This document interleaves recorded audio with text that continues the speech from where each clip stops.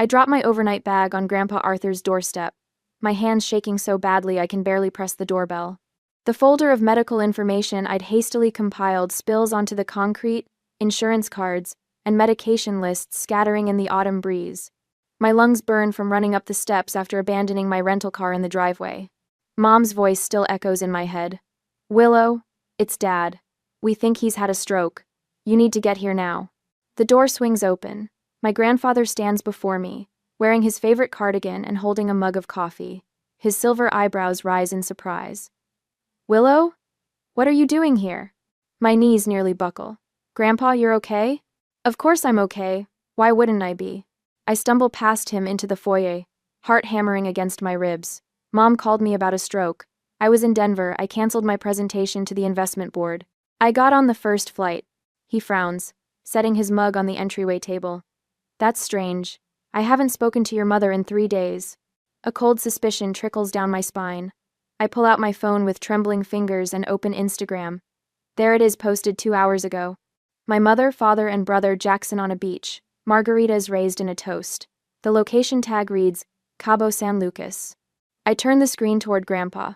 His confused expression shifts to understanding as he studies the image. "They told me you were too busy to join them," he says quietly. "That you had important meetings all week." The betrayal punches me in the stomach. They lied to both of us. At 32, I've spent years working double shifts, waitressing through college and my MBA program while my parents paid every cent of my younger brother's education.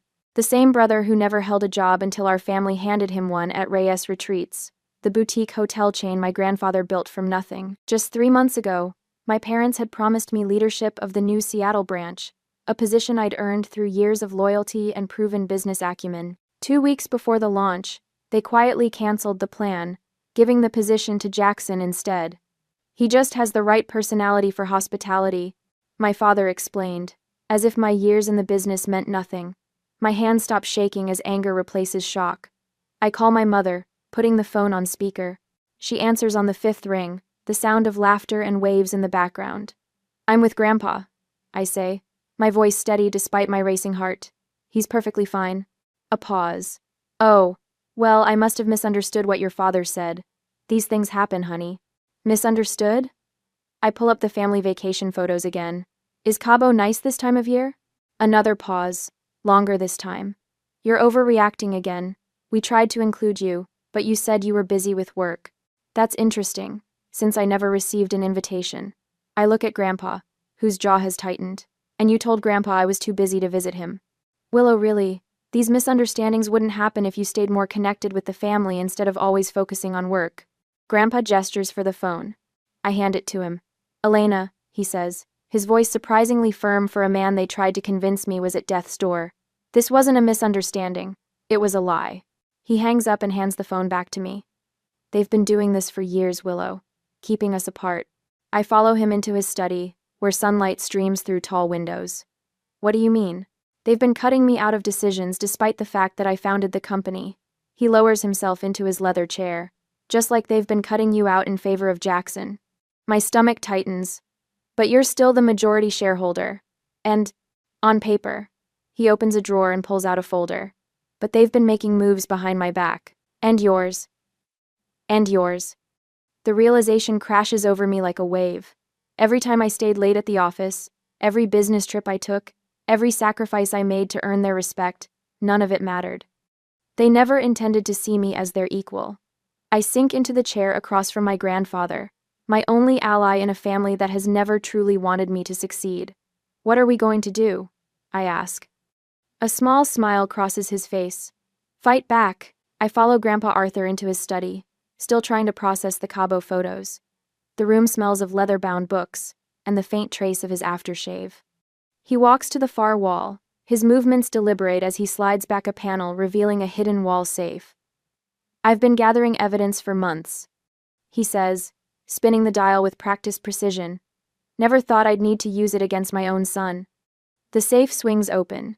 He withdraws a thick manila folder stamped confidential in red block letters. These are copies of transactions, trust documents, and internal memos that Elena and Dean didn't think I had access to. His voice wavers slightly as he places the folder on his mahogany desk. "You better sit down for this, Willow." My stomach tightens as I flip open the folder. Bank statements. Trust withdrawal forms. Board meeting minutes. My vision blurs as I process what I'm seeing. This can't be right, I whisper, tracing a finger down a column of numbers. $2.1 million. My trust fund. Systematically drained. Arthur confirms, his jaw clenched. To fund Jackson's lifestyle. The Aspen condo. The yacht membership. The consulting fees that never produced any actual work. My legs give out and I sink into the leather chair. The room spins as I stare at a document detailing a $190,000 payment to a law firm specializing in traffic violations. Jackson's drunk driving accident last year. Arthur explains. The one that never happened. A pedestrian was injured. Your parents used your money to make it disappear. I push aside the nausea rising in my throat as I uncover a draft agreement to transfer ownership of Reyes Retreats entirely to Jackson upon Arthur's death. An additional $2.1 million inheritance they plan to steal from me. I need to call Diana, I say, pulling out my phone with trembling fingers. Arthur nods. Your cousin might be the only attorney we can trust right now. Diana picks up on the third ring. I put her on speaker and spread the documents across the desk where she can see them through the video call. Arthur stands beside me, his hand steady on my shoulder. These statements show systematic fraud, Diana says, her attorney voice clear and confident through the speaker. Look at the dates, they align perfectly with the board meetings where you were conveniently sent to inspect other properties. She points to a document partially visible on screen. That transfer to the Cayman account? That's not just family favoritism, Willow. It's fraud and misuse of fiduciary responsibility. Arthur pushes another folder toward the camera. What about these? Diana's sharp intake of breath is audible. These are papers for a competency hearing. They were trying to have you declared mentally incompetent, Arthur. Grandpa's face drains of color. He grips the edge of the desk, knuckles white. My own son. There's more. Diana continues, her voice hardening. Tax evasion, offshore accounts, falsified board minutes. She looks directly at me. They were going to take everything from both of you. The weight of this revelation crushes against my chest. My entire life, the double shifts to pay for college, the missed vacations to work holiday hours, the blind loyalty to a family business, all built on foundations of lies. What happens if they succeed? I ask, my mouth dry. You lose everything. Diana answers bluntly. Not just the $2.1 million they've already taken, but your position in the company, your inheritance, everything. I think about the New York position I turned down 3 months ago. Executive Finance Director at Harrison Hotels, a 6-figure salary, stock options. All rejected to stay with the family business. You'll face financial ruin, Arthur says quietly, while Jackson enjoys the fruits of my 50 years of labor. Diana's voice softens. Willow, if you fight this, they'll cut all ties. You understand that, right? This isn't just about money. You'll lose what remains of your family. I laugh bitterly. What family? The people who lied to me my entire life? Arthur sinks into his chair, suddenly looking every one of his 76 years. There's something else you should know. He rubs his chest absently.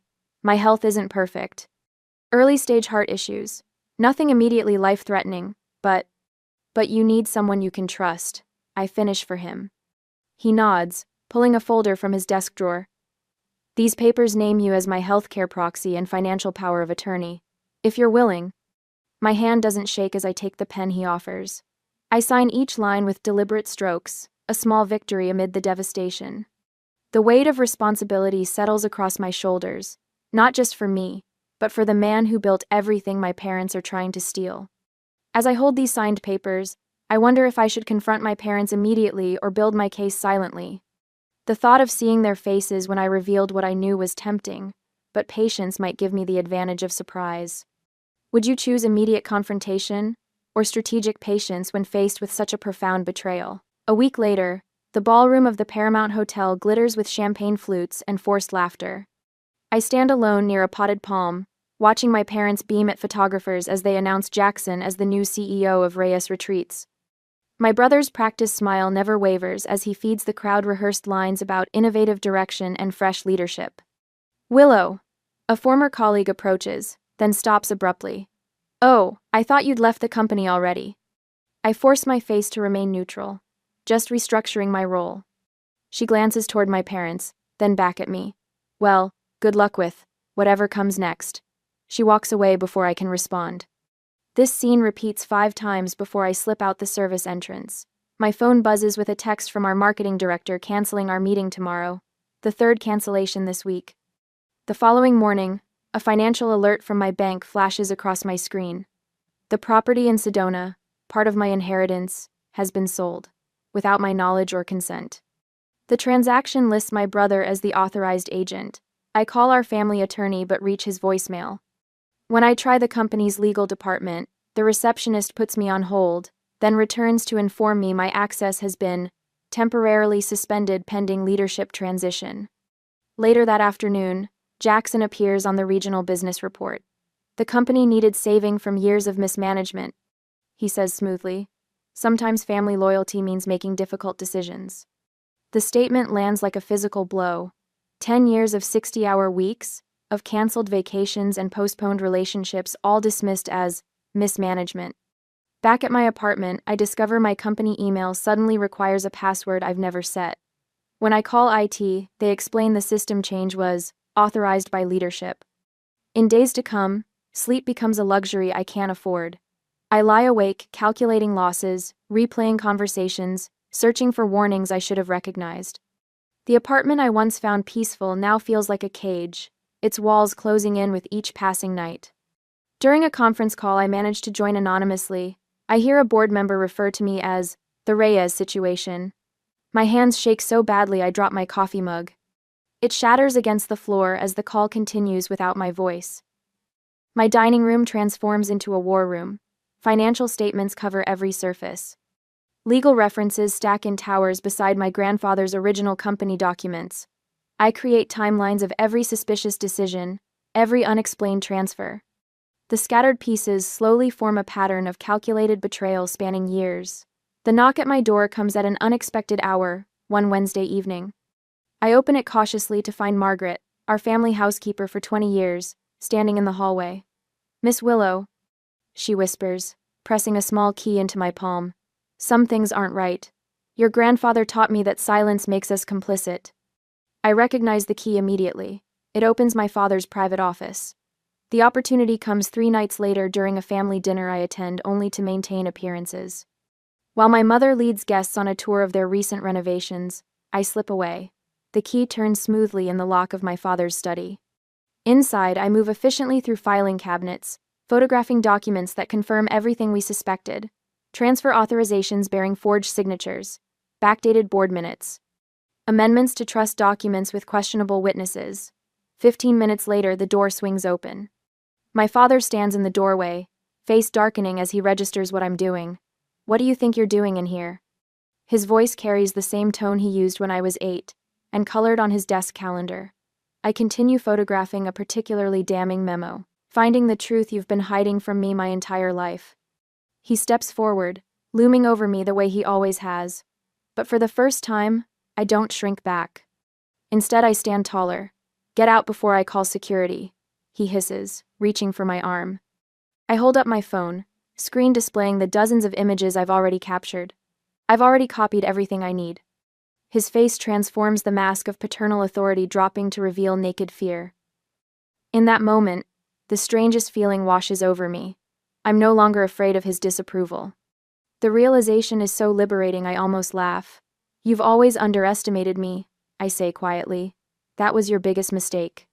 Later that night, Diana works through the night organizing the evidence. Her apartment resembles a legal war room. Documents spread across every surface as she drafts motions and prepares filings. "I don't want payment," she says when I mention compensation. "Consider this 20 years of repayment for how they treated my mother." Grandpa Arthur arrives with a weathered leather portfolio. "The original company formation documents," he explains. "Your parents thought these were destroyed in the office fire last year."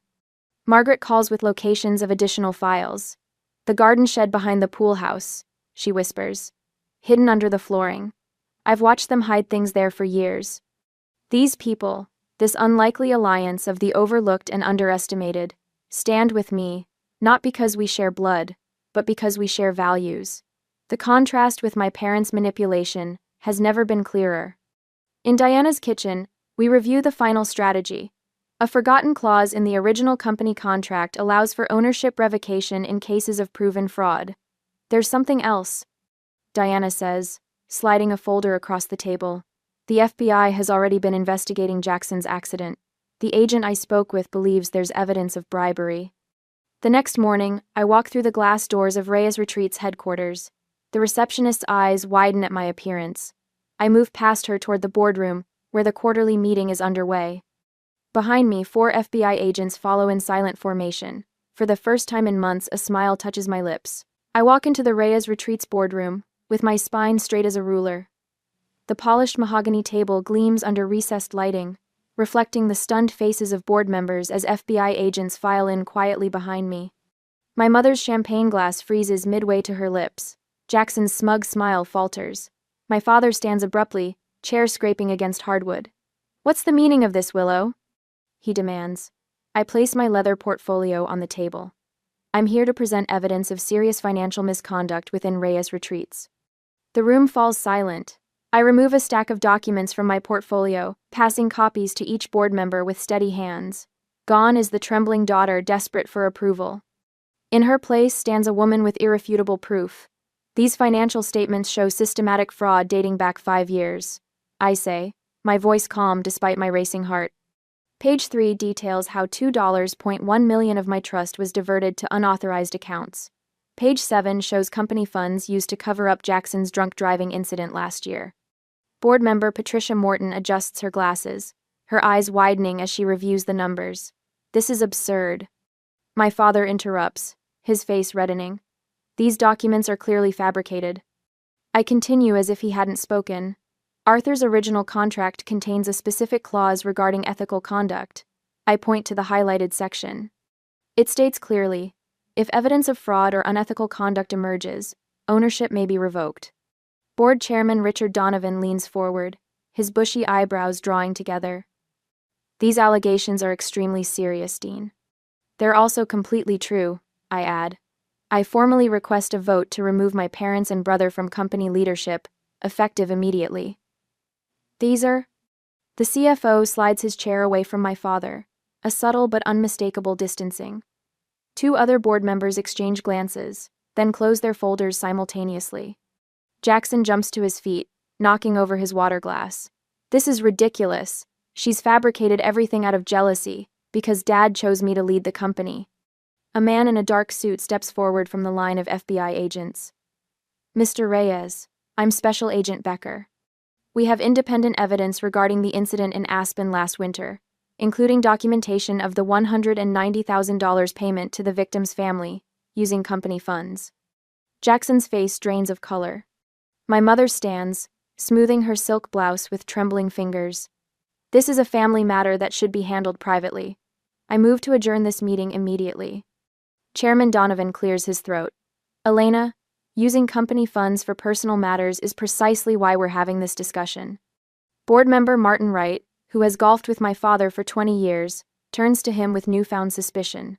Dean, what about that expansion property in Sedona? Was that purchase properly authorized? My father doesn't answer, sweat beading along his hairline. When the board chairman asks if I want my parents arrested or simply removed from the company, I hesitate. Would justice be better served by public consequences, or by simply taking back what was mine while preserving what remained of the family name? The boardroom door opens. Grandpa Arthur enters slowly, leaning on his cane. His silver hair catches the light, and despite his frail appearance, his presence fills the room. Conversations cease instantly. I founded this company 50 years ago, he says, his voice stronger than his body suggests. I built it on integrity, not deceit. Diana follows him in, carrying a leather document case. Her attorney's confidence radiates as she approaches the table. I've prepared legal documentation transferring Arthur's controlling shares to Willow Reyes, she announces, placing the papers before the chairman. These transfers are executed and legally binding as of this morning. Margaret steps forward from where she'd been waiting by the door. The sight of our family housekeeper in the boardroom causes my mother's jaw to drop. I've witnessed documents being destroyed in the Reyes home. Margaret states firmly, Financial papers, contracts, and correspondence that Mr. Dean Reyes specifically instructed me to burn. I kept records of dates and descriptions. The chairman reviews the transfer documents, then looks up at my grandfather. Arthur, are you certain about this decision? More certain than I've been about anything in years, Grandpa replies. The vote is swift and unanimous. My parents and Jackson are removed from all company positions, effective immediately. I stand at the head of the table, the position my father occupied just minutes ago. The weight of the moment settles on my shoulders, not as a burden but as a mantle I was born to wear. Across the room, Jackson's confident smile completely dissolves as comprehension dawns. His eyes dart between the FBI agents and the board members, searching for an ally and finding none. My mother's carefully applied makeup runs as tears stream down her face. This will destroy the company, she whispers. But the board members who have seen the evidence remain unmoved by her performance. My father pushes back his chair and stands. This meeting is over. We'll be contesting these ridiculous allegations. He turns toward the door, but finds 2 FBI agents blocking his path. Dean Reyes, we have some questions regarding tax evasion and misappropriation of funds, Agent Becker says. I gather my documents and address the room. I'm calling an emergency company-wide meeting for tomorrow morning at 9. Every employee deserves to know what's happening and that their jobs are secure. I meet my father's gaze directly. Some things are about to change around here. The text on my phone screen is simple but loaded with desperation. We need to talk before this goes any further. Dad's office. 7 a.m. I delete my mother's message without responding, but I'll be there, not because they deserve it, but because I want to see their faces. At precisely 7, I stride into my father's office. The space feels different now, smaller somehow. My parents and Jackson look up as I enter. Dad sits unnaturally straight behind his desk, his usual commanding posture now appearing forced. Mom's eyes are red-rimmed, tissues clutched in her hand. Jackson paces by the window, stopping mid-stride when he sees me. Willow, please sit down, my father says, his voice uncharacteristically soft. We want to explain everything. I remain standing. I've heard enough explanations for a lifetime. You're overreacting, Mom interjects, dabbing at her eyes. We've always had your best interests at heart. By stealing my inheritance? By trying to have Grandpa declared incompetent? Dad spreads his hands in a placating gesture. Look, we can reach a compromise. We'll make a public apology. You can have shared control of the Seattle properties. In return, you drop the most serious charges. Think about what you're doing, Mom adds, her voice hardening despite her tear-stained face. The scandal will destroy everything your grandfather built. When that doesn't move me, she shifts strategies. Your behavior shows you're unfit to lead. Perhaps we should revisit Arthur's competency evaluation. He clearly wasn't thinking clearly when he transferred those shares. The old Willow would have flinched at this threat. Today, I smile. I've already met with the major investors, I say, pulling a folder from my briefcase. They're fully aware of the situation and support my leadership. I lay out statements from hotel staff across the table.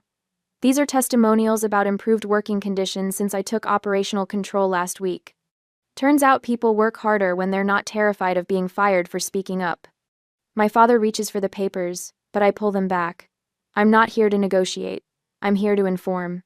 I stand taller, no longer diminished by their presence. For 32 years, you've undermined me while pretending to support me.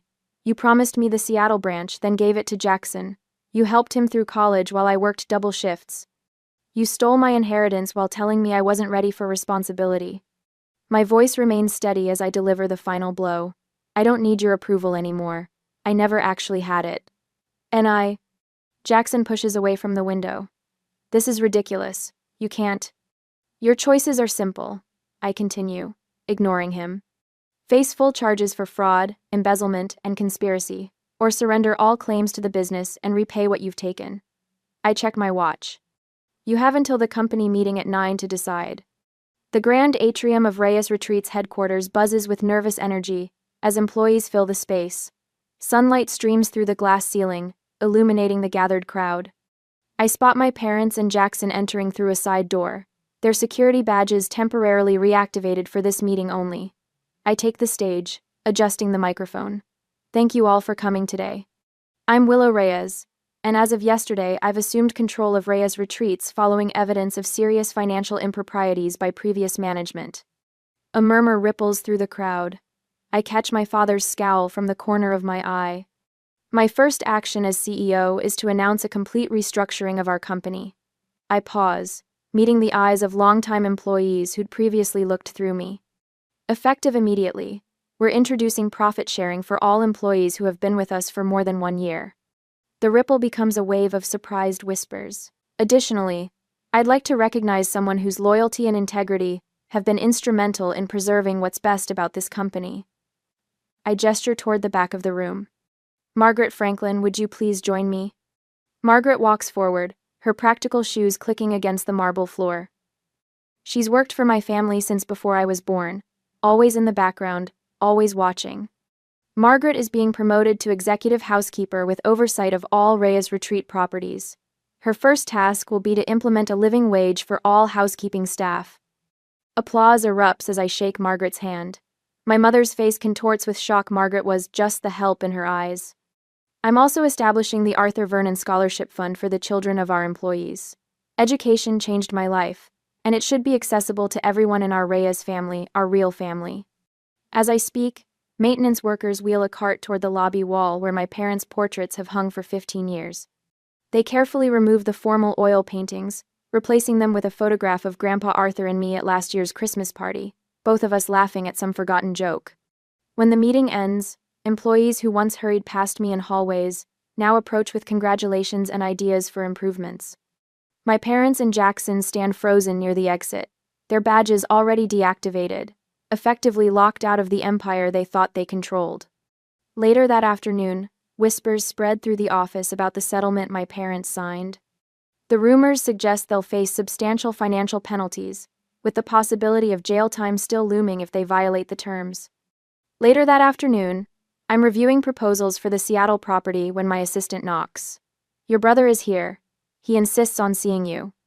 I nod, curious despite myself. When Jackson enters my office, he's alone, no parents backing him, no swagger in his step. For the first time since we were children, he looks directly at me, instead of through me. I didn't know, he says quietly, his voice unfamiliar without its usual arrogance. About all of it, I swear. I set down my pen and wait, wondering what happens next to a family shattered by its own lies. A year later, I adjust the presentation slides on my tablet, double-checking the quarterly profits before the board meeting begins. A year since taking control, and Reyes Retreats' profits have climbed 22%. Not bad for the daughter they never thought would lead. The boardroom door swings open. As executives file in, the same people who once looked through me now greet me by name, their handshakes firm, their eye contact steady. Last month, 3 major hotel publications requested interviews. 6 months ago, these industry leaders barely acknowledged my existence.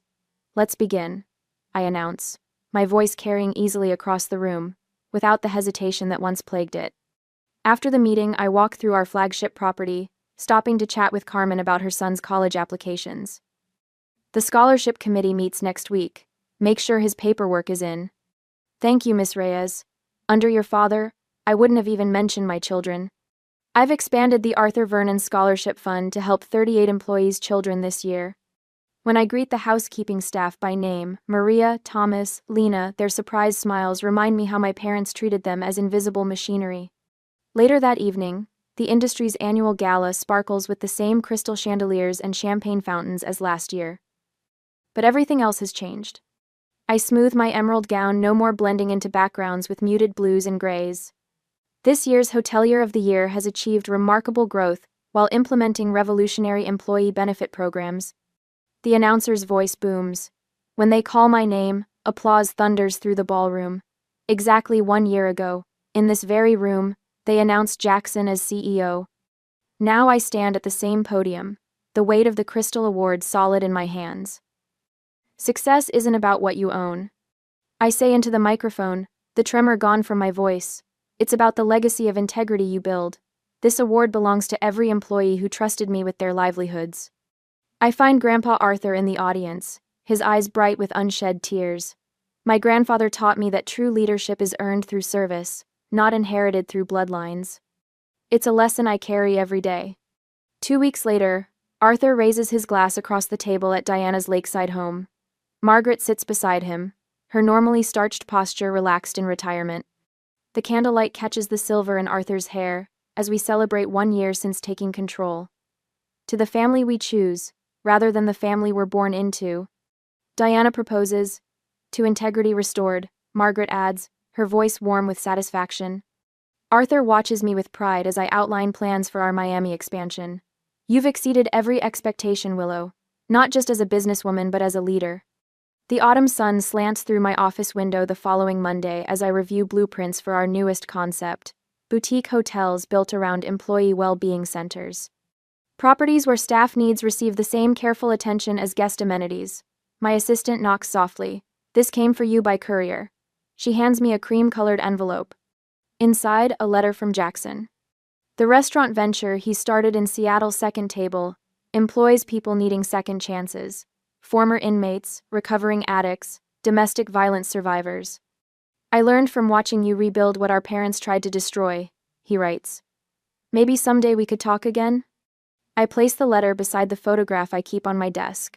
Grandpa Arthur at 25, standing before his first hotel, holding the business plan written in his careful script. Next to it sits my own vision for Reyes Retreats' future, one built on fairness and respect rather than favoritism and deceit. As I read my brother's letter asking if we might someday speak again, I wonder about the delicate balance between forgiveness and self-protection.